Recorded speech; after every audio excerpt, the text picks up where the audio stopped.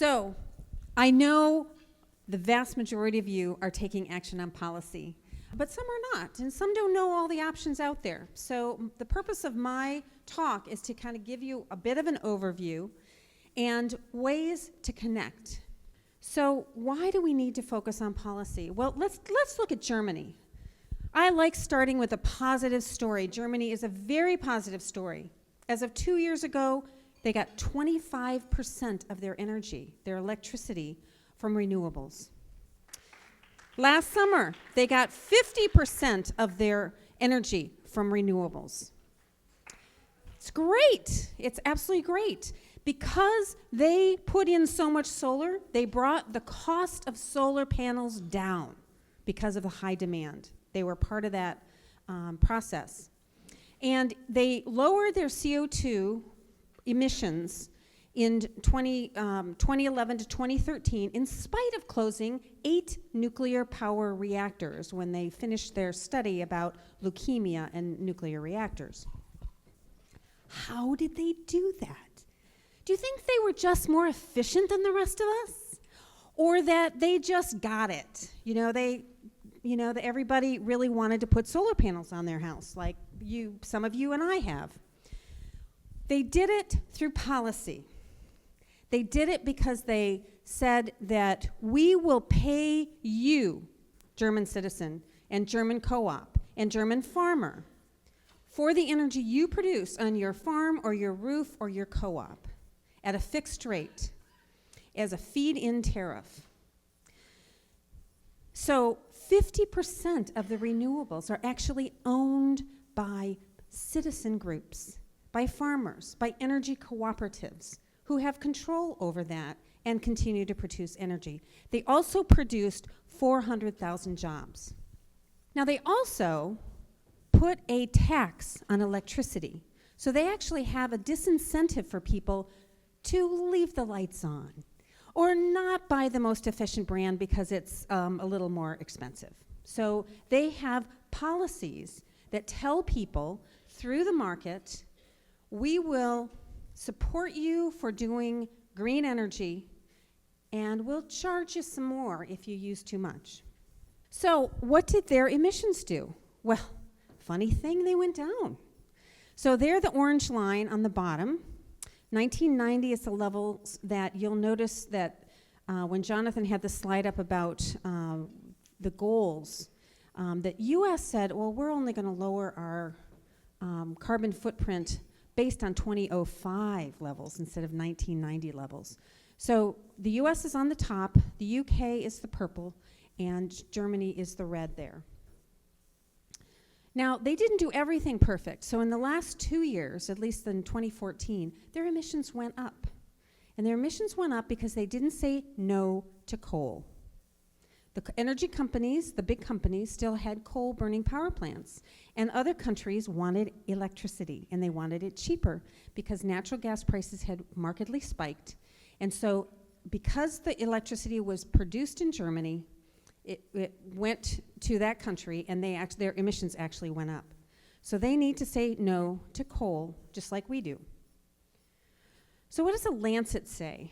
I view Lancet as an incredibly strong journal that is telling us, and with lots of experts, that climate change is an emergency, a potential catastrophic risk to human health.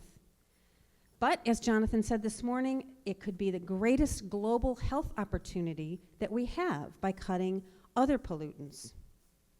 And can we do it now, they said, by looking at the policies? We can, except for political will. So where is the political will? And that's what I'm talking about today. Because we play a big role. We carry a strong message. Everybody cares about their health. They especially care about the health of their children, and they will therefore ban tobacco, potentially ban coal, if we're loud enough and strong enough and organize. So left on its own, voluntary options don't do a thing. The climate emissions are an externality. They're not part of the cost of doing electricity. So we have to have some pressure that makes that change, whether you change the market or you just say, here's a cap, here's a tax.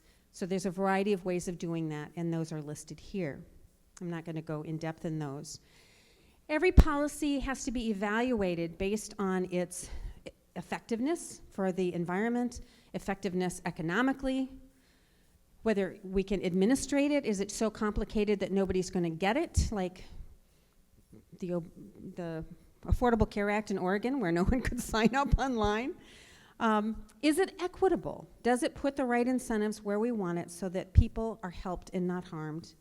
And can we get it done politically? This is a very busy slide, and basically it says that, you know, none of these are perfect, but I think really the purpose of this slide is to say we really need to look at these policies carefully when they're in front of the legislators and when we're analyzing them to try and decide, is this the right one? Because we want to make sure it's equitable, we want to make sure that it's has the right incentives and it's not going to harm health. So we all know what causes climate change at this point. Electricity still leads the way. Transportation comes in at a close second at 27%. Industry and improving efficiencies at 21%. And agriculture for the United States is relatively low at 9%. However, they include sort of offsets for U.S. land and forests. And worldwide, agriculture is more like 21%. So looking first at the electricity sector, there's a lot of barriers. And so people start hearing, oh, well, we're subsidizing wind, and they've been subsidized for a long time. Why do we have to keep doing that, right? Well, it's an industry that's new. It needs different infrastructure, transmission lines, and that's where the incentives come in. So megawatt for megawatt, it's cheaper, but it needs further incentives. There's often price distortions between existing subsidies or tax burdens. There's obviously concerns. My solar panels don't work at night. The wind tends to be stronger at night than during the day and at certain times of the year. And then there's market barriers that are put in place on purpose in some circumstances because certain companies want to maintain control. So what's the best choice, do you think? Energy efficiency. Boy, it's just really right down there in terms of low cost. It helps people. It improves their health, makes new jobs. It does a lot of fantastic things. And so one of the market mechanisms that Massachusetts used is to say, we're just going to require that electric companies have to pay a fee, a tax, on their incoming money, and we're going to take that money and we're going to do all kinds of really wonderful energy efficiency programs. And Massachusetts is the lead in over 3% of energy efficiency programs, whether it's for heating or electricity, that are in place. And this is from their website. The state of Michigan, with a Republican governor, again said, we're going to just state that we're going to have 10% renewables by 2015, and the energy companies are going to have to comply. And they did so this year. All of them are at 10%, and they did it in a whole variety of ways. And, you know, it was very successful. Unfortunately, they haven't had the political will to keep that moving. So there isn't a follow-up there, and we need our Michiganders to really work on the governor. I have Michiganders shaking her head over there, you betcha, to continue those programs so that we can improve. Second biggest area is transportation. Transportation is much more complicated, involves a lot of personal choice. There's been some things that have been done in terms of CAFE standards, some requirements for long-term trucking, planning in some cities for mass transit, walking and bikeability. Carbon pricing will improve transportation as it has in California as well. So there's a variety of mechanisms with a variety of different types of policies that can be very helpful. It would be nice to wrangle a little more money out of the highway fund and have it put into mass transit, as it has for bikeability, I think 1%. But of course, transportation, just like any others, is the less you use, the less you emit. So the average food miles of an item going to the farming state of Iowa is 1,386, although this may be an old statistic, because I know they're doing much better gardening there now. The other problem in terms of looking at this is the bringing in things from other countries and whether that counts to the country in which it was made in terms of the carbon emissions or in the country that receives it. So that's a policy issue that has to be looked at. So agriculture results in a variety of greenhouse gases, from carbon itself released from the soil, with high tillage rates and turnover of the soil, so the carbon is actually released. Increasing use of marginalized lands that normally wouldn't be turned over, and use of nitrogen fertilizers that then release nitrogen in the air. Animal agriculture is probably one of the quickest things that we can probably alter by stopping eating animals that produce a lot of methane. So when they eat a lot of grass, or even if they're corn-fed, they digest it in their stomachs and belch an incredible amount of methane directly. And that includes any of those types of animals, which are goats, sheep, and cows. Pork is still high, but not as high as the others, and chickens and fish are about 2 to 3 times as carbon intensive as a vegan diet. So there's policies that we can instill. The USDA, the last Farm Bill, actually instilled a variety of incentives for organic gardening, organic agriculture, because again, that increases the carbon sink within the type of gardening. Decreased use of marginal lands to increase the carbon sink as well. So it's our job to work on this global health opportunity to take action.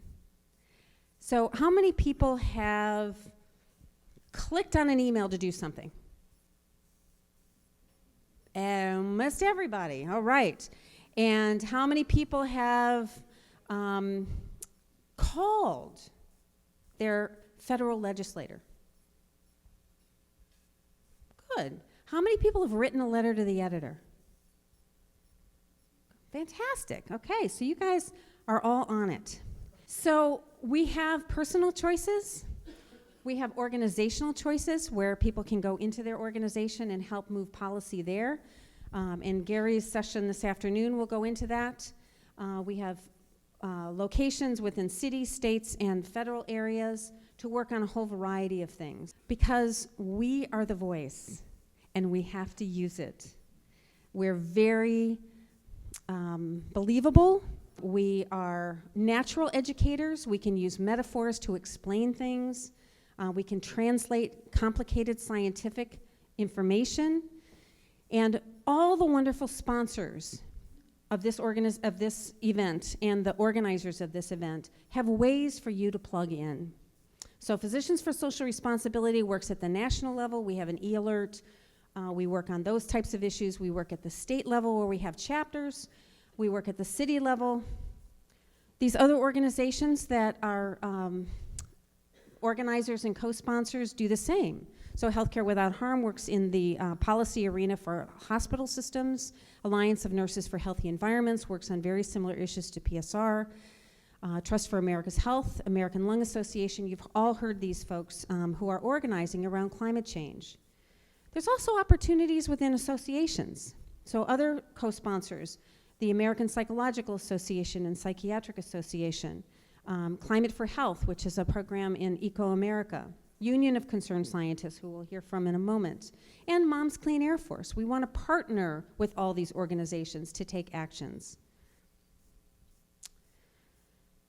So, I'm hoping that you will connect where you feel most comfortable working, and I know that you're going to be armed with lots of wonderful information from this session, and then we're going to turn it over to Rona.